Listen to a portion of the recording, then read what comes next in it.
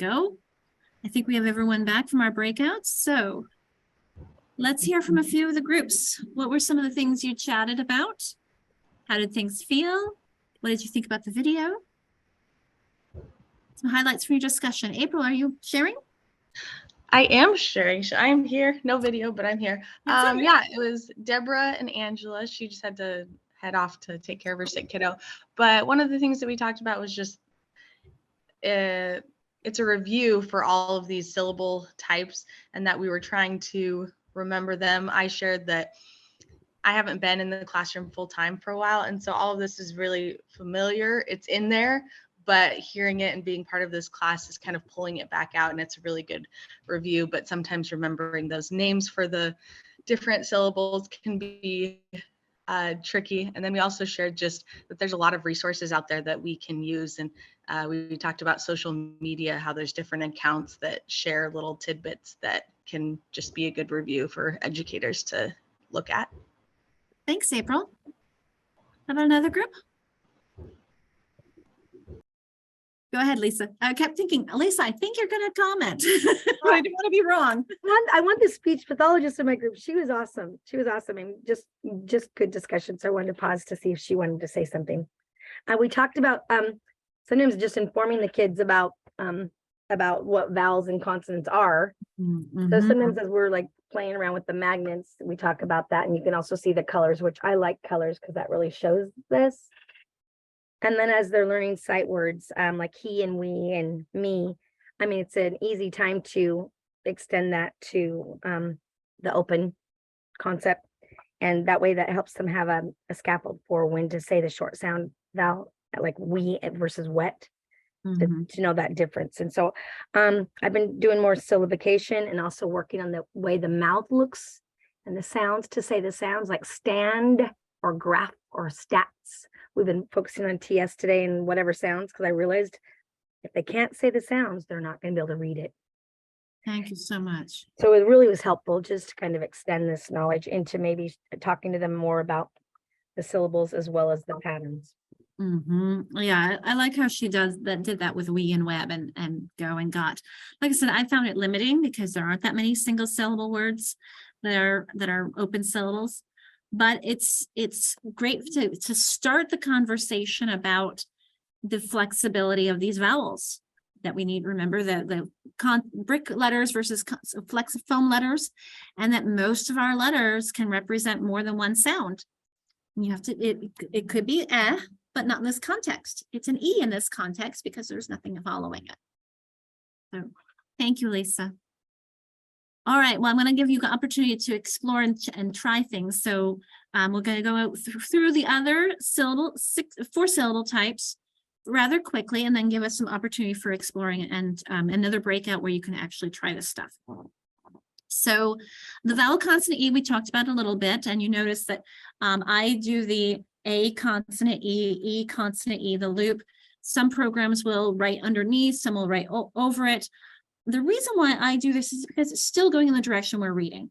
I'm doing, I have to go backwards for me and forwards for you. That I underline the A, I scoop under the consonant, and I underline the E. So it's that vowel sound with one consonant in between. And it's common in those single syllable words and as a final syllable. And these are the keywords that we use to Slingerland. And at Chartwell, you can choose whatever keywords, but notice again, having a keyword can help them key and remember that sound. So like with the R controlled, people mentioned, it's only the AR and the OR that have unique sounds. All the others sound like and sometimes AR will and OR will if it's in the second in a multisyllabic word, the unstressed version, like in dollar, or if OR is following an O, like in word and world and world. So, but hence these are much easier to read than they are to spell. Because when you're bringing in spelling, you have to come and think about meaning. And that's because you have the in bird and the in burn. And you have to think about which one it is. And that takes a lot more both visual memory and meaning memory. So it's much easier for reading than for spelling. All of this is. Okay. And then we have our vowel teams, or you can call them vowel digraphs or trigraphs. A few tips on these is to teach them in pairs. So let me get my annotation going again, or to teach them in their patterns. Here's my annotate. And so notice like are my AI and my AY as the same as my OY and OY, that the I will come in the beginning or middle, and it's the Y that comes at the end. So the I and the Y are very interchangeable. And so there's a great opportunity for helping them see that. Same thing though with the AU and the AW and the OU and OW. So notice that the U is in the beginning or middle and the W is at the end. The aw as in saw and Paul, or the ow as in couch and cow. So noticing these patterns as much as possible to help them with. Now you can see we've got 3 different E's here. What would I do? EAs. I would tell my students, okay, this one has the E like in eat, and this has an E like in head, and this has A like in steak. Now, these ones are much more common, so we'll spend most time there. These ones, there are a few of them, and these ones are pretty rare. But this is, again, that flexible. They have to flex the sounds. Is it going to be an an E, or an A? You have a limited set for variability, but you do have to think about the set for variability on that. And then last but not least, we have, and notice how many of these, as it's waiting for me to advance. The reason why we have so many homonyms, remember, in our language is because it reduces our cognitive load as we're reading. If we're reading with our ears, we don't have to have these things spelled differently, but we're not. We're reading with our eyes, and it's much more efficient for word identification to have them spelled differently than if they were spelled the same. I love to see the nodding. Thank you, Lisa. I'm glad it's making sense. Okay, and then last but not least is the consonant LE. These are the French influence, folks. These were not spelled so crazily before the French. I mean, come on, if you think about like the word center in, oops, I did get the text here. If I think of center like CENTER in Canada, they spell it RE, or theater. They do RE. It's the same thing that we can blame the French for this one as well. So hence, when we have our consonant LE, bull, full, col, tol, they're easy for writing, not so easy for spelling. So when it went at Chartwell, we would half bracket them. Well, I'm trying to get my mouse instead of, there we go. So that we would help the kids recognize this is a syllable type. BLE says bull, CLE col, dol, full, gol, col, pol, sol, like in castle. Tol, zol, sol, oh, sorry, this one's castle. This one, hustle, the reason why I put an asterisk in, very, very rare. Usually the sol, castle has an STLE, that silent T. The SLE is pretty rare. Let me go look at my examples. I think there's like a handful, maybe not even that. Effie, I know you can't see the notes on that, but let me take a quick look. We're talking about, yep, hassle, measle, tussle. That's it. So I do have some notes about how if you look at Edam Online, you'll see that the LE forms verbs like in babble or sparkle. It can form nouns that are diminutive like icicle and thimble. Adjectives like in brittle. But again, it's a French influence that makes that syllable type for us. Oh, I'm seeing some things coming. What about aisle? So that's French, Rita. And that silent S, it's the French one. So yeah, hassle, there aren't that many SLEs. When I always say when things are really crazy with our language and spelling and reading, blame the French. I say that affectionately. French is my second language, but it is very hard to read and spell because there are so many letter combinations that are spelled the same. It'll be one sound spelled multiple different ways. And there are lots of letters we don't pronounce in French words. So hence that ISLE, that's a French IL. All right. So how do we deal with syllable division? Hopefully, okay, I got to the right place. So this is the key piece to when I would teach kids about syllables and syllable types. Number one, we only have six syllable types. That makes things not too hard, right? There are only 4 ways to divide words into syllables. So the one that Leisha was talking about earlier, I think it was Leisha, or it could have been Lisa. No, Mackenzie was talking about this one where she heard, I can't remember the term you used for it, Mackenzie, but this is where we have like rabbit and muffin and wombat and bandit. It's between those two consonants. That's the most common division. And you'll notice that it makes both of my vowels, well, in this case, short, definitely the first one, but you could have like, I don't have my book with me, I'm thinking about off the top of my head, athlete, ass being a closed, elite being a vowel consonant E. So the most common there between the two consonants. And I do have a handout in our tinyurl.com.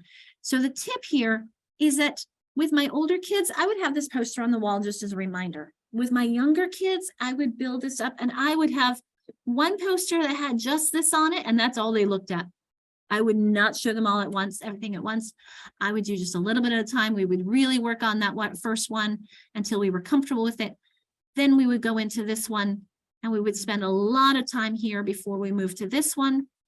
Because frankly, if you looked at a list of 100 words where there is only one consonant between the two vowels, most of them, about 75%, you will have an open syllable first before the closed.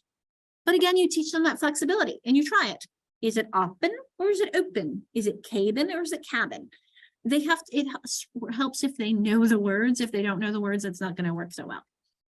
And then with the poem, museum, quiet, there are a few where you have that long poem, quiet, museum, but it's not very common. Okay, so when I teach them, let's see if I have animations for this. So if I do it by hand, I'm just going to take a quick look on this. Because I'm going to show you, I think I have to teach, yep, I do have to just bring this up and do it by hand. Okay, I'm going to make this a little bit bigger for me so I can do this. So when I would teach this, I'm going to show you two different ways. One would be the most scaffolded, and then I would pull back the scaffolding. So when I'm first teaching my kids to divide words into syllables, first off, they have the habit of underlining vowels. Remember how let's see who it was. Lisa, I think, held up the thing with the different colored consonants and vowels. We've been underlining vowels for a long time. It's because that's the hardest part for our kids is the vowel sound. And so we're going to identify what's the vowel in our words. So we're used to that. We come to this word and we recognize, oh, look, folks, we underline two things. Now, to help us pronounce this correctly, we're going to divide between those two vowels that we've divided. So in the very, very beginning, I'm going to have them draw a pattern line from their first vowel sound to the second vowel sound. And in the beginning, I'm going to use words like muffin and rabbit and middle. No, not middle. That's a bad one because the dull. But muffin and rabbit, where that's the same in the beginning, in between them. So then I'm going to label them. This is a vowel. This is a consonant. This is a consonant. This is a vowel. And remember our poster that we had up on the last slide that the most common was dividing between those two consonants. So I'm going to divide my here. Later on, when they come to it, they can just look at divide between and underline their vowels and divide. It's going to be the same thing introducing this syllable type. I again draw my pattern line from my first vowel sound to my next vowel sound. I label it. This is a vowel. This is a consonant, and this is a vowel. And my most common division is here between the vowel and the first consonant, because this becomes open. Now, when your kids try this one, and they try Steven, and you say, is that a word you know? And they say, no. Okay, well, let's try it with the division after the consonant. 7. Okay, that's a word you know. Okay, so now is our decision time. I'm going to give you some practice time.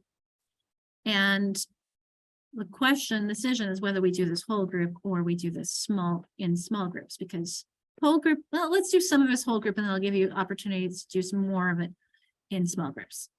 All right, so get my mouse. Okay, decoding practice. This is where some tricky ones. I'm gonna let someone, you can either write on the screen yourself or you can talk me through.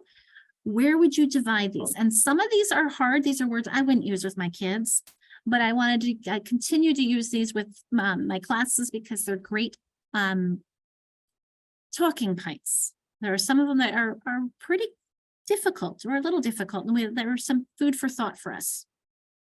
So you can either unmute and talk me through it, and I'll do the underlining. You can do your underlining too, talk through. Remember though, that as we talk through things, that's how we learn, we verbalize to internalize.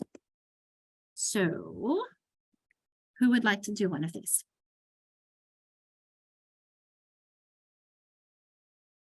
Would you like me to start?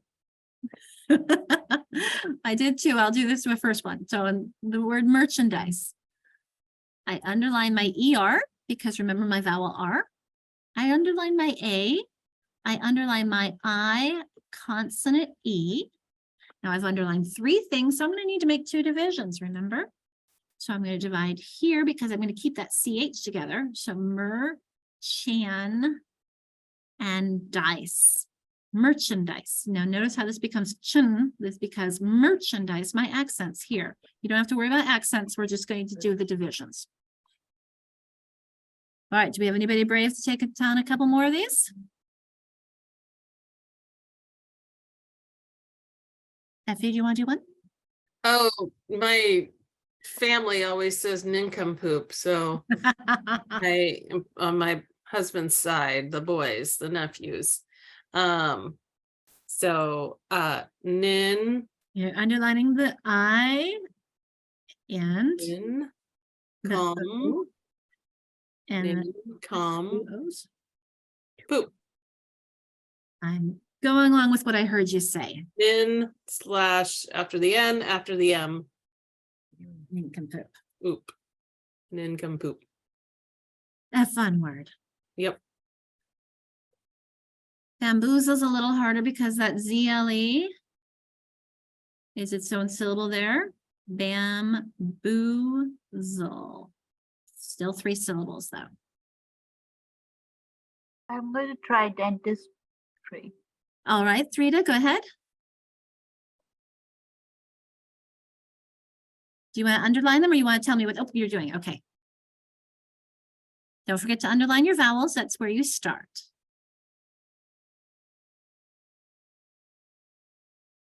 So she's underlining her E and the I and the Y. Dentistry. Excellent job, like Rita. Thank you. Someone else want to try one?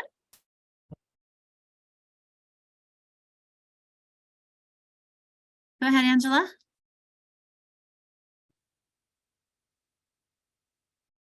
I'm trying to get the tools and I can just pick anyone.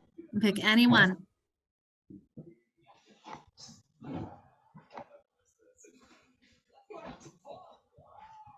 Now with my kids, I would have them underline everything first. You all are advanced enough, you know where to divide. But just remember that your kids are going to need to underline your vowels first. So that tells them where to divide. Now I'm curious, Angela, did you mean to underline the I and the O or just the O? Well, I look at the IO as show the and un, because just if it was just the O, it'd be on.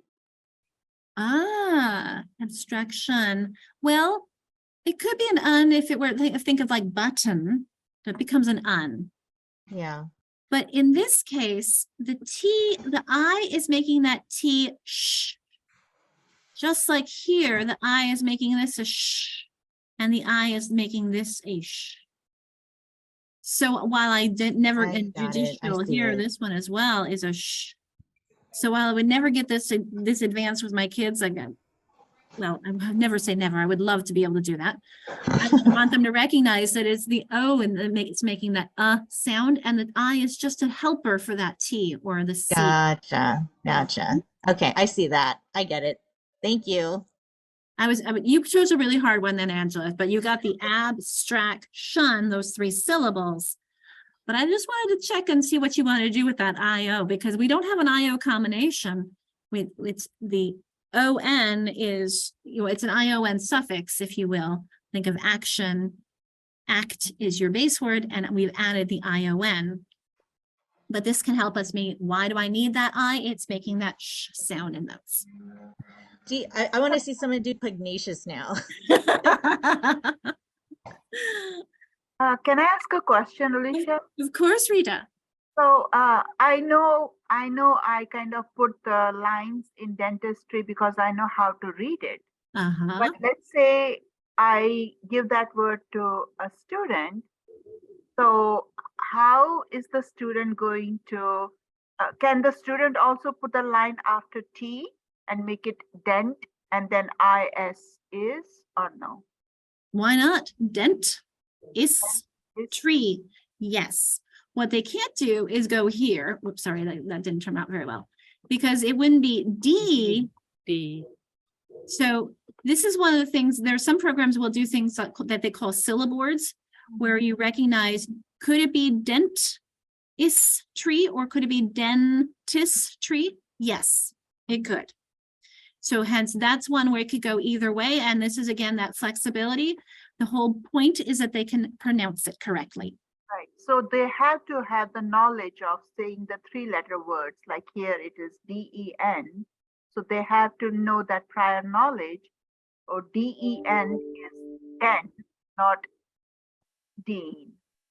Actually, either way would work to get them to pronounce it as dent is. And actually, if they thought about going to the dentist, or I got a dental something, dent is your morpheme there.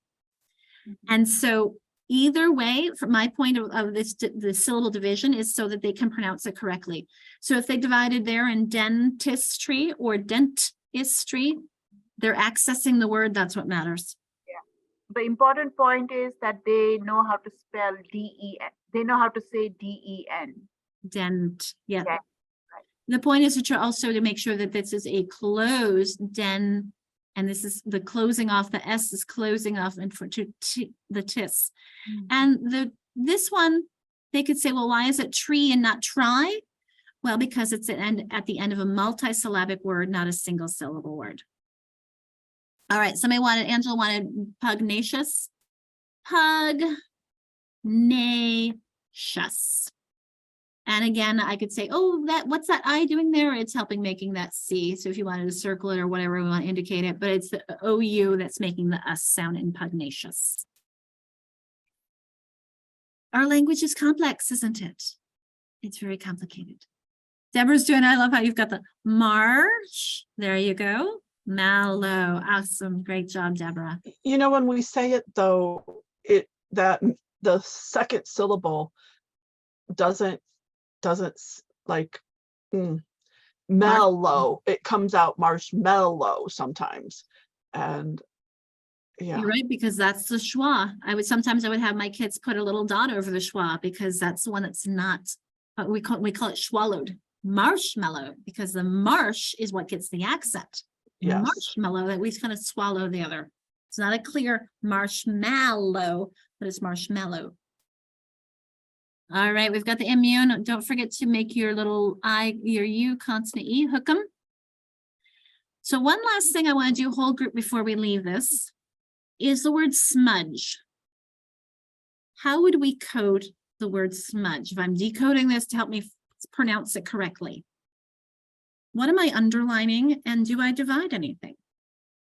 I'm thinking you don't divide anything and you just underline the U. You are exactly right, Deborah.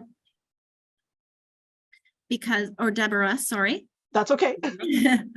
Because that E is not an additional sound. In this case, if my younger kids might have learned, and all my kids would have learned, that DGE is a trigraph. Remember that DGE, 3 letters that make one sound. In this case, it makes J. So J are my 4 sounds, 1 syllable word, smudge. All right, excellent job, everyone. I'm going to clear all that off. And we're going to have a couple more slides before we give you the opportunity to have your last breakout and chat with each other about all that stuff. So I'm just going to go to, where are we? 150, 165. I shouldn't have tried to jump. Here we go. All right. So speaking of schwa, one of the opportunities in the Jamboard for practice is to determine which word has schwa. So that was a great exercise into that, Deborah. So you've got a little bit of a schwa there. Is that schwas are really not so hard for reading because I can flex them. Remember, and people say that, you know, schwa is totally unstressed, but then you think of like there's a schwa in the. Well, the word the is usually unstressed. If it not, I'd say the, give me the book now. But if I say give me the book, notice that becomes an unstressed. So when people say that all single syllable words are unstressed, it's not really true. You know, I'm going to get, he gives me a book. I want you to give me a book versus I want you to give me a book. Notice I've schwa'd that. I've made it more of an sound. So you notice the schwa is highlighted in each of these words. Duplicate. Notice how sometimes it comes an I and not an, it should be duplicate. It's duplicate. It becomes an sound. Problem. Balloon. Pleasant. So try, I'll give you a moment. Most of you are, in fact, everyone's muted. Try saying these and feel the fact that these unstressed syllables don't play by the rules, is a term I used with my kids when I was at Chartwell.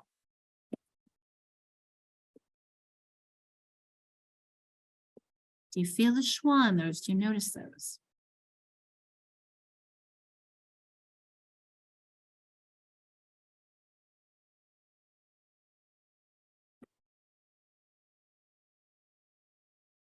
I'm having trouble kind of justifying analysis and syringe. Why don't I call it syringe or Analysis. and why don't I call it analysis? Analysis, because so your base word here is, well, if it's analysis is related to analyze. So an analyze, notice my accent is on the first syllable, analyze. So an analyze, the second syllable is schwad, but an analysis, notice I'm putting more emphasis on the analysis. And actually, this is a schwa, isn't it? In analysis. It's not analysis, it's analysis. So it's more of a than a stronger I. And like syringe, it's not syringe, it's syringe. It has an accent on my second syllable, syringe. It becomes a sir. So Rachel's question, how do I explain schwa to a first grader? Particularly, I think I would use the word button is a great example. It's not button, is how if you divide a button, you know, when kids are going to start laughing with but. So we'll do another one. Compel or comet. Let's do comet. Or planet is a great one. My daughter struggled spelling planet because she would spell it the way she heard it, plan it, right? And we're like, no, it's plan at.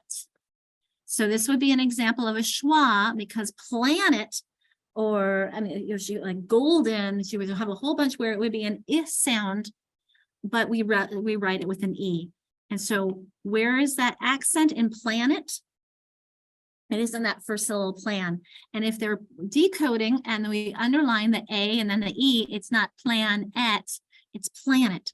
And you want to say it quickly and you feel that second, and I didn't even use the word schwa with my youngest ones. I would just say, you know, you're right, that doesn't have its true sound in like comet and planet and commit. It becomes, it's not calm, it's come because I'm putting such an emphasis on that second syllable. So I would say it doesn't play by its rules. It's like a weakened one, if you will. I like that. Someone say it's being lazy. The A in lazy and says you, lazy. Lazy, but that says lazy. Lazy. Is there a way to predict which words have it? It's hard for spelling. It is much harder for spelling.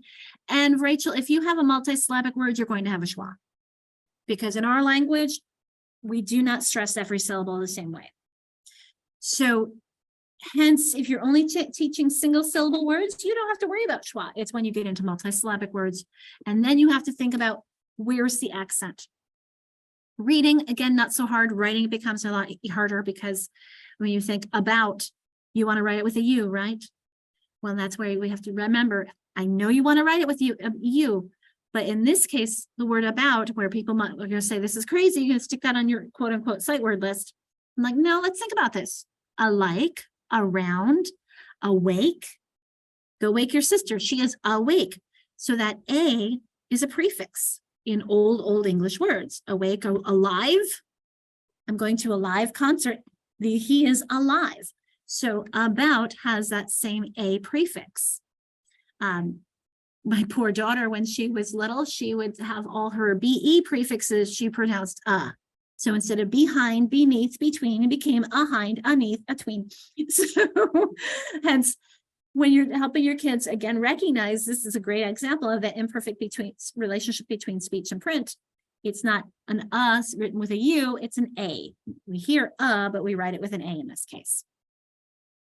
It's complex, it certainly is. All right, I have to get my mouse back here.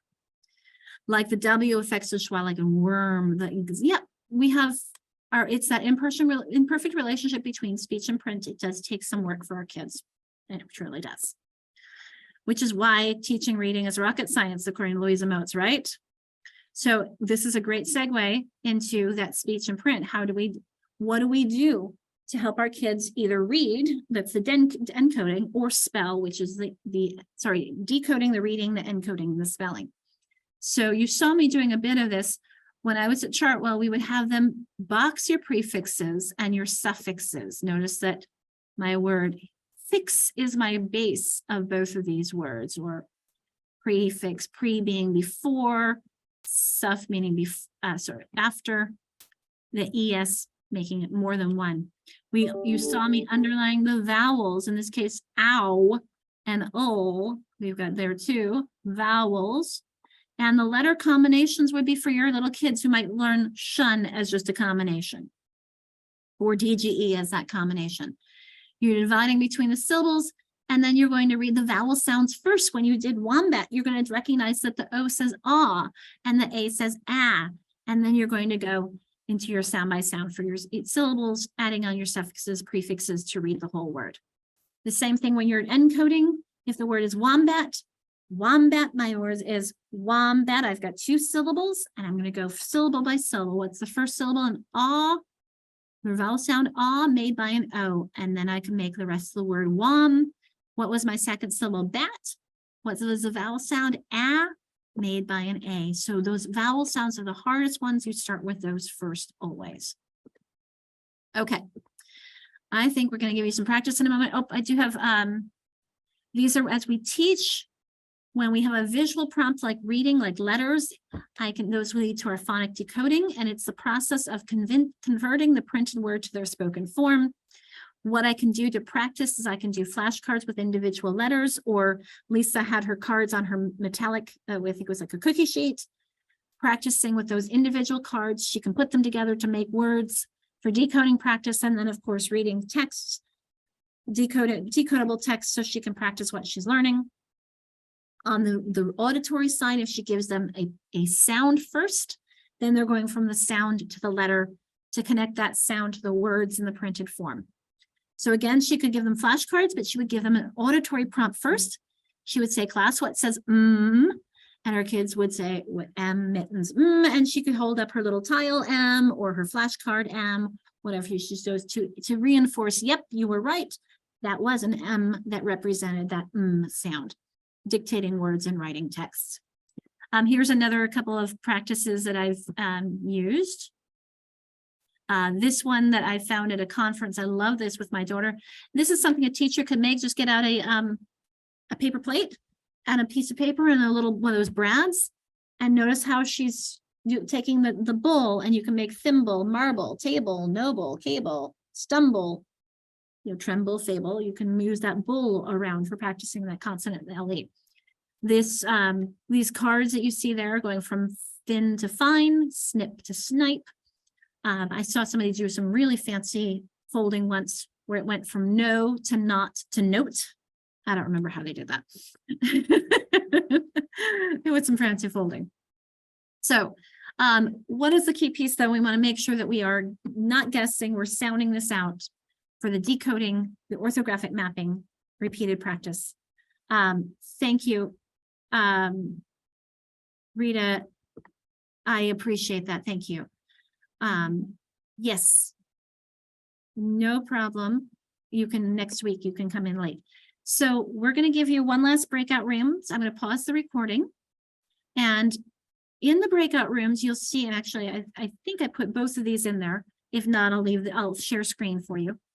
But in your Jamboard, I created after the, get my Jamboard up for us. After the map and after the parking lot, you will see 3 slides. Actually, it looks like 5 slides, a few slides for you to explore. I see some of you in there already. The first one, and let's see if maybe I can share screen and help us out. So let me on that. Give you an illustration of some things you can play with. This is not going to go to the right one. There's our tinyurl.com with all our resources. This one, you can move the E around like you saw that folding, rip to ripe, hop to hope, shin to shine, etc. And this is showing you where it is. So there's the 4th, 5th one. 6th one, which one has a schwa sound? 6th one, we've done most of that one already if you want to practice some more of those. And the 7th, 8th and 9th are some other decodable practice words if you want to just grab any one of those to practice with your groups. Effie, I think we might have to, someone says, can I leave now? Well, of course you can. I adjusted. Someone has to go pick up a kid from school. Thank you for joining us, Jennifer. Okay. I will pause. I think I paused the recording. No, I will pause the recording now. And we will give people an opportunity to practice this stuff. So let me find the pause recording. Welcome back, everyone. I don't remember if any of these words were on your list, but we can start here. We can also go to the words on your list. Were there any that stumped you, that you had questions about? How did it feel? Did you all figure out which word had the schwa sound? Anything that you'd like to draw our attention to in our last few minutes together? I would like to know the word accepting, how to decode it and how to explain the sounds. Sure. Is there anybody else who wants to jump in and try it?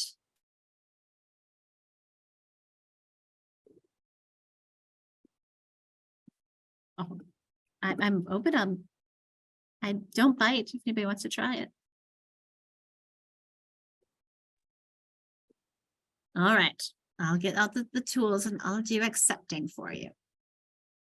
So I always have my students box. Remember, you saw box your ing, box your ly, etc. And I underline my vowels. And just like before, I have 2 consonants between. So my first syllable is ak, second syllable sept, and I have a suffix ing. So my base word here is accept. I know I didn't do a very good job on my drawing there, but my boxing, the T should not be within the box. The ing is my suffix here. Does that help for you, Rita? But why would the 2 C's get 2 different sounds? Because the first C is closing off the A to make it ak. And the second C is the beginning of my second syllable, sept. Does that make sense? Yeah. Hence, I need the 2 C's. Otherwise, it would be asepting. Because so the first C is hard because I've divided it between. So it becomes ak and then sept is my next one. Okay. Thank you. You're welcome. Any others from anyone here? That was a great opportunity to dig a little deeper. Thank you, Rita. Thank you.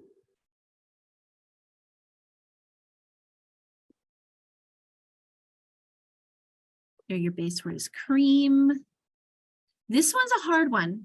This one we'll get into more next week when we talk about morphology, because my suffix able, but then remember my blame had an E.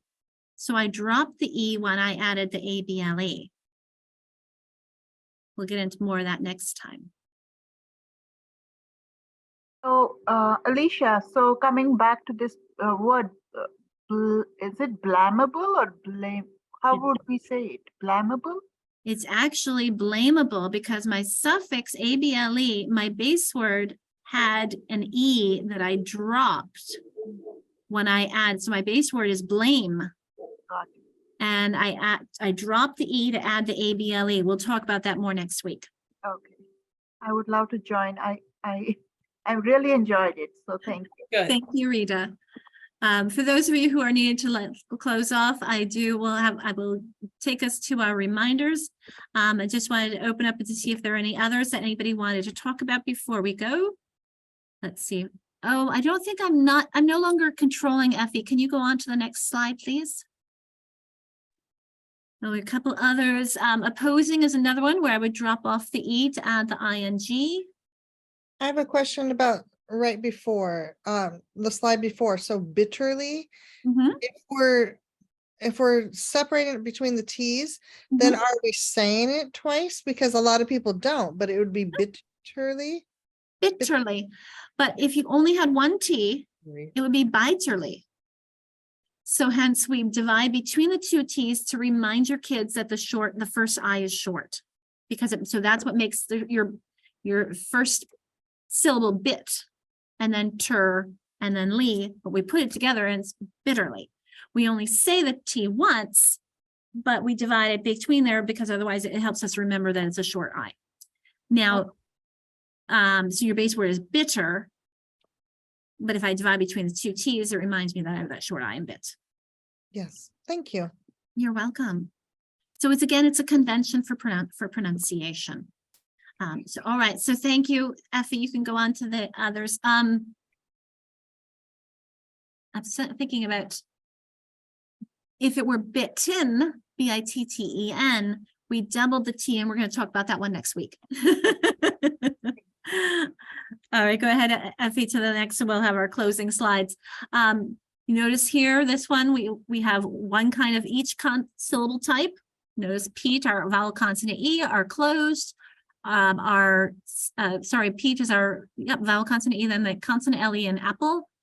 Open and he, vowel team on IGH, vowel R in cars, and there's another vowel team in the AU. Go ahead, Effie.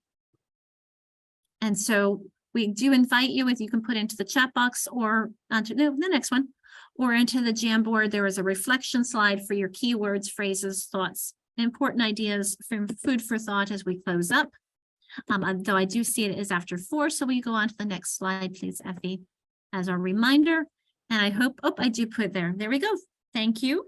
We will see you next Thursday, June 1st, for Morphology and Morphemes. Have a great afternoon, everyone.